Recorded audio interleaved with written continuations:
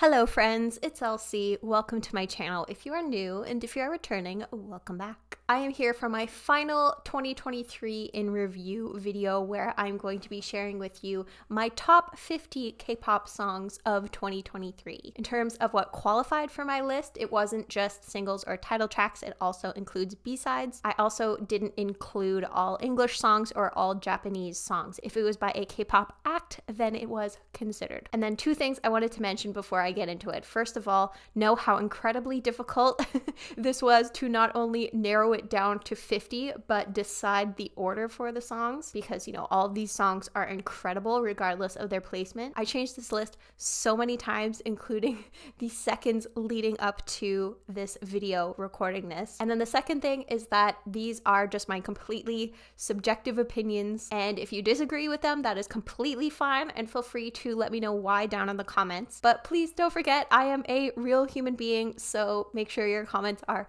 respectful and that they are kind. So okay, here are my rankings in reverse order. I'm going to go from 50 to 26 really quickly, 25 to 11 pretty quickly, and then I'll go more in detail for my top 10 songs. First of all, at number 50, we have Icky by Card. I honestly wish there were more co-ed groups in K-pop. The transition from Somin in the chorus to BM's rap in the breakdown is just like chef's kiss. Next, we have Set Me Free by Twice. I'm sad that this is the only Twice song on my list and its highest placement because Ready to Be as an album really got a lot of play for me this year. I think I just like it more as a collective than any of its, individual songs. Next, we have Sweet Juice by Purple Kiss. This is a late entry from my viewers' favorites reaction. Purple Kiss are one of the more underrated girl groups in K-pop, and this really made me just want to get back into them. Next is Broken Melodies by NCT Dream. Another late entry to this list. I feel like Directioners would love this song, and I really loved the nostalgic vibe to it, plus those Haechan vocals, hello. Next we have It's You by ATEEZ. They really crushed it with their B-sides this year, and it was an absolute delight to get subunit B-sides from ATEEZ, and It's You was one of my favorites of the subunits with its R&B bedroom jam vibes. Next we have Bite Me by Enhypen. I haven't heard a lot of Enhypen, but from the songs that I have, I really love the classic boy band sound that they have going on, including their harmonies and just really leaning into the drama of it all. Next we have Farewell Neverland by Tomorrow by Together. I really love the more stripped back tracks from TXT, and Subin's just deep vocals on this song really tickle my brain. Next we have Do Not Touch by Misamo. While the music video shows different works of art, this song is a work of art. I love the trap beat below these sultry vocals warning us about the perils of consent or the lack thereof. Next we have Melting Point by Zero Base One. This is the perfect song for a snowy day. I love its earnestness, its softness, its sweetness. Next we have Killer by Key. I've yet to hear Key miss in any of his solo career songs. He just has this knack for putting out synthwave banger after banger after banger. Next we have Silver Light by ATEEZ. While this didn't pack the same punch as Cyberpunk or Take Me Home, this really does feel like it could be the love child of both of those songs. Next we have Save Me Kill Me by SIX. It's a really tough subject matter in this song, but it's an absolutely beautiful vocal performance and instrumental here from SIX. Next we have Smoke by Dynamic Duo featuring Lee Young-ji. I really hope the people who have heard this from the Smoke Challenge have taken the time to listen to the complete song. Lee Young-ji's charisma is just next level, and then Dynamic Duo's rapping here just really proves why they have been a mainstay in K-pop for almost 20 years now. Next we have Propose by Dreamcatcher. Lee Yubin, she's, he's, and theys. I'd propose to her, but on top of Dami absolutely slaying this song, I really enjoy the harder rock edge of it, as well as Yoohyun's Love's a Curse delivery. Next we have I Love My Body by Hwasa. Hwasa is my queen. She can do no wrong. The Mamamoo classic doo-wop was present here with an amazing message and some signature Hwasa sass. Next we have Cupid Twin Version by 50/50. It's kind of sad that we'll never get a song like this from 50/50 again, but I'm curious to see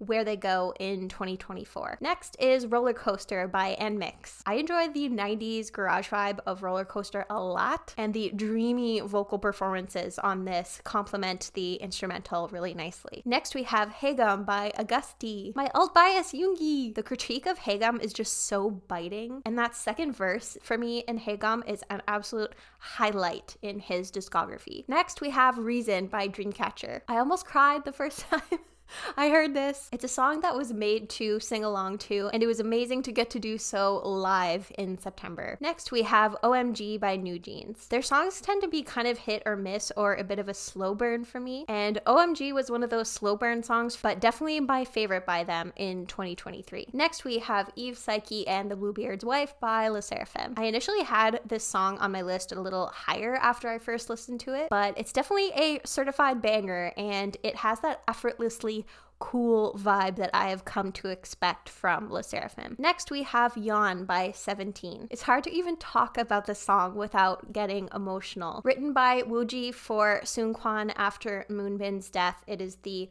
ultimate comfort ballad from 17's vocal team. Next, we have Perfume by NCT Dojaejang. I need more NCT in my life after hearing Perfume. Those silky smooth vocals and those early 2000s vibes were everything. Next, we have Howl by Chu. This is the last late entry onto my list here. Howl was my introduction to Chu, and I absolutely love the Imogen Heap meets Robin vibes of this song. Next, we have Cover Me by Stray Kids. I love a good Stray Kids power ballad, and I feel like this song really shows how underrated Stray Kids are as vocalists. Next, we'll go through songs 25 through 11. So at number 25, we have Skipping Stones by TXT. Again, I need more of this stripped back TXT in my life, especially with this grunge twist to it. The pre-chorus and the chorus vocal performances by Taehyun and Yeonjun specifically are some of my favorite vocals of the year from TXT. Next, we have Paradise by Idol. Minnie is quickly becoming my favorite songwriter in Idol. I love the sugary, sweet, yet soft vocals on the chorus. It's such a comfort song for me. It's one of those songs that's just perfect to listen to on a plane. Next, we have Wait by Dino. I really struggled to rank this as low as I did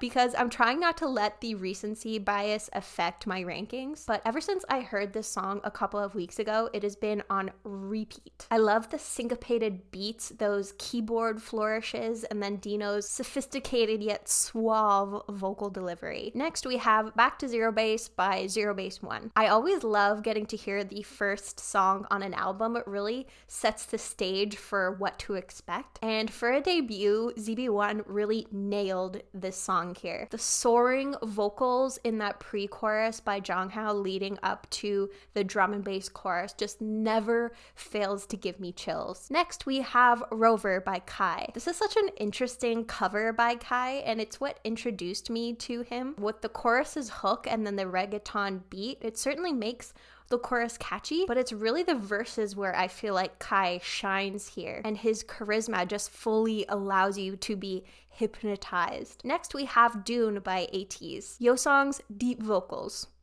That's it. That's the tweet. But for real, Dune was the highlight of ATEEZ's Outlaw EP for me. I think it's each member's strongest display, both from the vocalists and the rappers on the whole album. It gives big cinematic soundtrack energy. Next, we have Bon Voyage by Dreamcatcher. This was my favorite title track from Dreamcatcher since Boca. There are peak vocal performances from Sua, Xion, and Yoohyun. I absolutely adore the instrumental, and that powerful send-off in the end with that repeated Bon Voyage, it is just like peak Duque. Next, we have Hype Energy by Ju Honey. I was really excited for this solo album from my Monsta X bias, and I honestly was not wild about the album, but I was wild about Hype Energy. Like, holy cow. It's really all of his rap prowess and charisma on full display that makes me wish that this song was longer than its short 2-minute and 25-second runtime. Next, we have Guilty by Taemin. He's really established such a Taemin Damien sound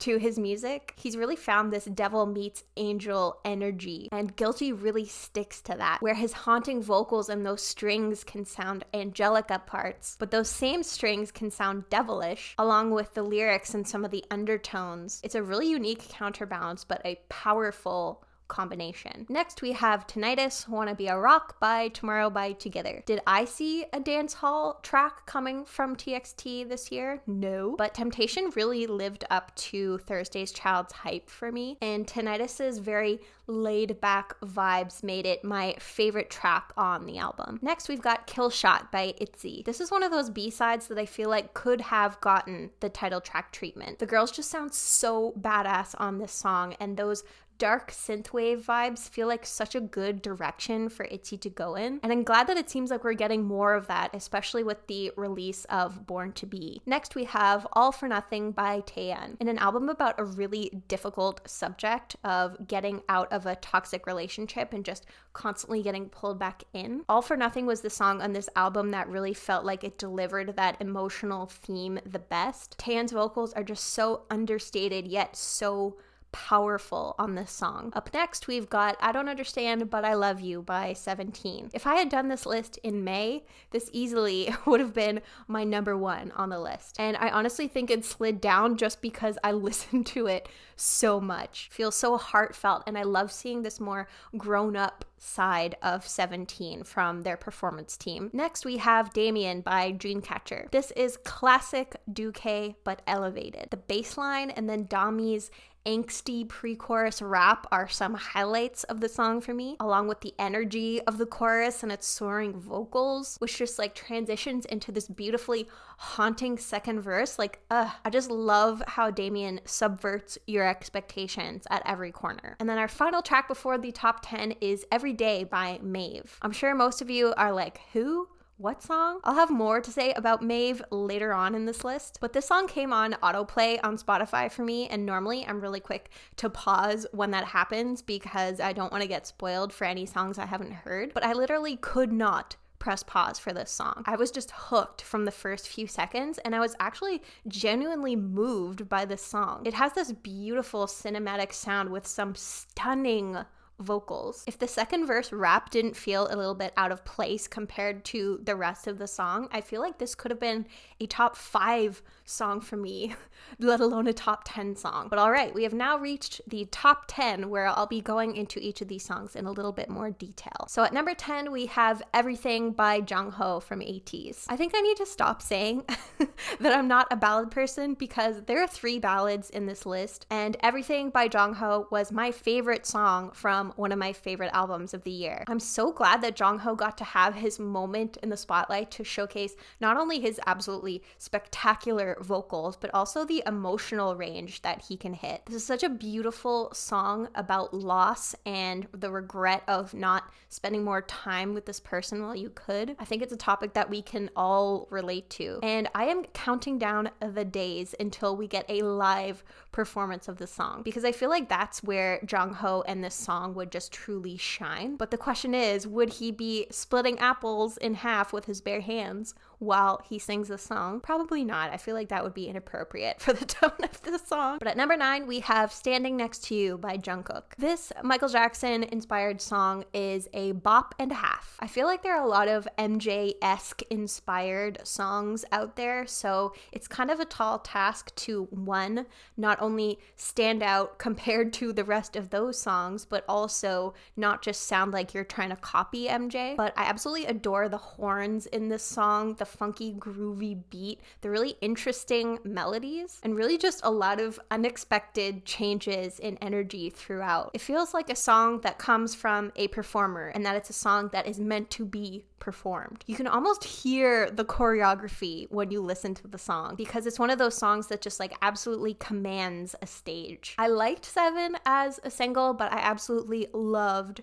Standing Next to You. At number 8, we have Growing Pain by Tomorrow by Together. I absolutely loved Free Fall. This was one of my favorite K-pop albums of 2023, and it started off with a bang, literally, with Growing Pain. I grew up listening to nu metal, especially bands like Linkin Park, and Growing Pain was very much in that genre. It almost reminded me of like a Tool song, which made me so nostalgic for the early 2000s and that nu metal era in its heyday. And the song also just really smartly introduces the theme of the album to you, not just by utilizing a nostalgic genre like nu metal, but it really just creates that disorienting feeling for the album from the start, with those almost like alien-esque synths that start off the song and then underpin the chorus as well. Also, more Bumgyu metal voice, please. The like, I throw myself. I was just like, Bumgyu, who are you? At number 7, we have Queen Card by Idol. I feel like Queen Card is a really polarizing song. People seem to either love it or hate it, and there's just no in between. And I am firmly in the love category. One of the things I love most about Idol is that they are never afraid to make a statement and go there with their music. And Queen Card certainly makes a statement. It really thumbs its nose at the most materialistic and image-obsessed parts of the music industry, especially in how it treats women, but in a fun and campy way somehow. It honestly perfectly toes the line between that camp and that edge, because, you know, go too far in the camp side and it could feel almost like a joke, but if you go too far into the edgy side, it can almost feel like it's becoming what it's trying to critique. And I know that the song has gotten some criticism for the English lyrics, like using boob in the singular in My Boob and Booty's Hot, but I don't know, for me it kind of just like adds charm to the song. And I just refuse to believe that the many people that were involved in creating this song didn't once think to check with an English native speaker that the English lyrics made sense. I just think they didn't check because they didn't care. And that's kind of the whole vibe and point of this song. At number 6, we have Melt Away by Taeyeon. Taeyeon is my favorite female soloist, and it's not close. Even though I've only known her for about a year now, and don't worry, I recognize that that is an absolute crime, I never cease to be amazed by how spectacular her vocals are and just how much they stand out. She can just go from soft and tender to absolutely belting it at the drop of a hat with a seemingly like seamless precision. And I feel like Melt Away was the track that showed off her vocal prowess the most on her latest album, 2X. I feel like I can judge the vocal difficulty of a song based on how quickly my husband asked me to stop singing it, and I honestly sound like a yodeling goat with Melt Away, because the vocals, especially on the chorus, are just A++. Not to mention the like jazzy samba instrumental in this song, which is kind of rare to hear in K-pop these days. It pairs with her voice just so beautifully, so I would be 100% here for an all-jazz Taeyeon album. At number 5, we have Fast Forward by Jun So-mi. I think this placement is yet another one of my genre biases showing through, because I absolutely love that 90s garage house vibe. Much like with nu metal, I just grew up with this genre. I somehow got my hands on like a UK house / like techno mixed CD when I was like 7 years old, and I've just loved the genre ever since. One of my favorite things about songs in this genre is that it'll kind of start off somewhat unassuming, and then layer by layer it'll add on as the song goes through. So by the end of Fast Forward, the chorus is just so much fun, and some of her background vocal flourishes on this could kind of go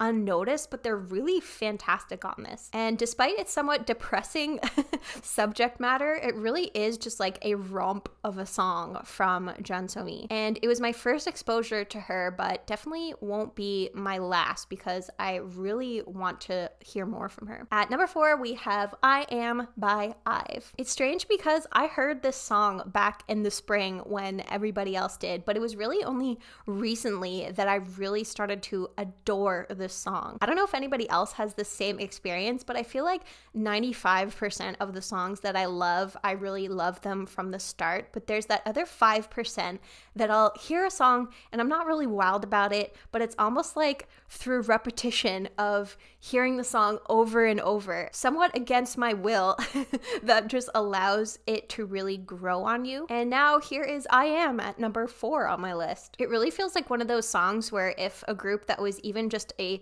sliver less talented than I've performed it, that it would be a mess, because those notes during the chorus are high and that beat is just thumping and the production is massive. So I feel like a group could easily get swallowed up by a sound this big, but I've just absolutely smash it. It's the kind of song that doesn't make you just turn your head to look at Ive, but it almost like forces your chin towards it to pay attention to it. It commands your attention. It's just an absolute juggernaut of a song. At number 3, we have Like Crazy by Jimin. This is an absolutely hypnotic track from Jimin. It just absolutely immerses you in the world that it's transporting you to with the song, with those transfixing strings at the beginning and at the end, almost feeling like a portal in and out of the song. It really just takes you in and then takes you out. Every time I listen to this song, I can almost picture being lost in the lights, as Jimin describes it, and almost like a foggy haze that surrounds you from smoke machines and